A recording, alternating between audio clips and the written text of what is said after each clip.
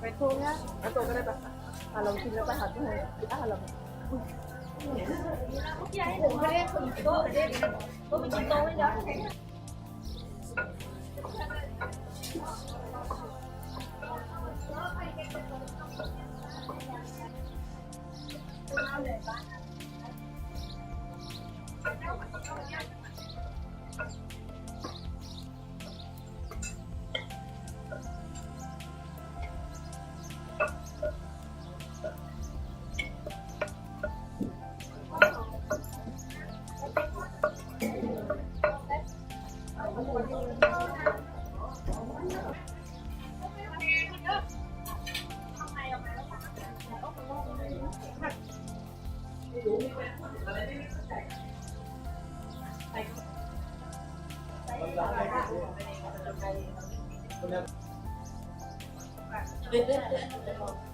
เอาไม่ได้จะนั่งห้าแต่พวกเขาไม่ใหญ่จานนะเขาไม่ต้องย่างใหญ่จานไอ้เบอร์ต้องถ่ายออกไอ้ดูหลงมั้ยนะตอนนี้ถ่ายยิ้มเลย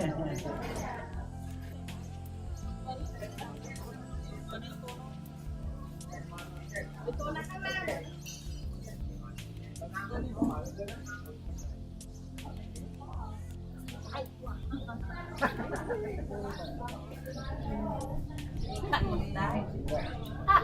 ได้ไอ้ส่งไปว้าวเรื่องผมเรื่องผมยาว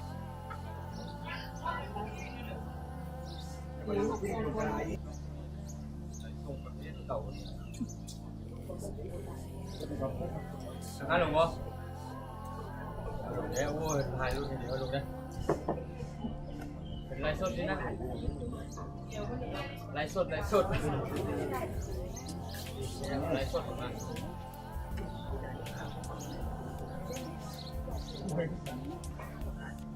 อย่าเพิ่งทำน้ำต้มน้ำอยู่กับเจ้า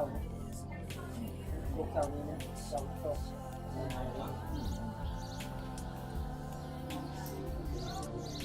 ให้เจ้าของกูทำไหม ไลฟ์สดให้หมูบ้านมาแค่นั้นนี่ไลฟ์สดแล้วมันพูดเดี๋ยวต้องร้านนี่นะมันเอ๊ะ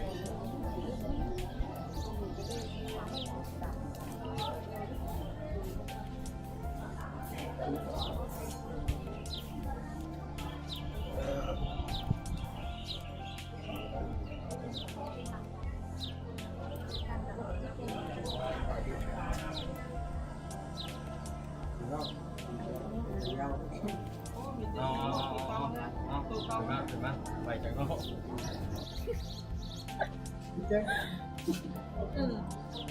ไม่มันเป็นวิดีโอ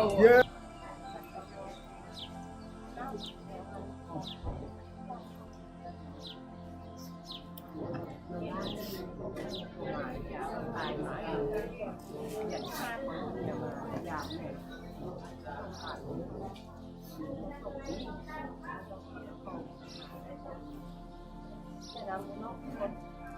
ก่อนก็ไปก่อนไปเป็นวิญญาณแล้วเนี่ยเห็นอะไรเนี่ยเนี่ยเดียวมาเราเสาไม่ได้เสาเดียวโอ้ย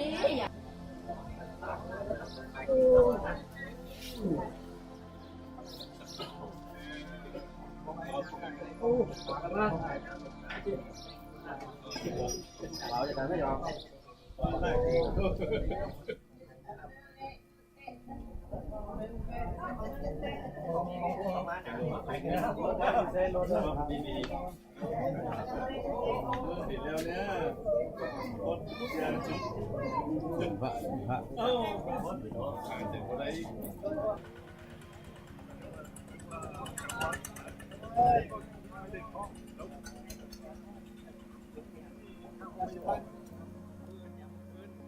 พอที่อย่างเมื่อเช้า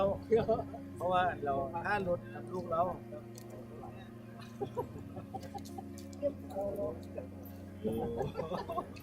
คุณแนวไอ้หมอตอนนั้นนะครับทำไมผมได้ต้องมาดูก่อน ที่ว่างถ่ายรูปไปสมมติทำประจำซะมันเถอะ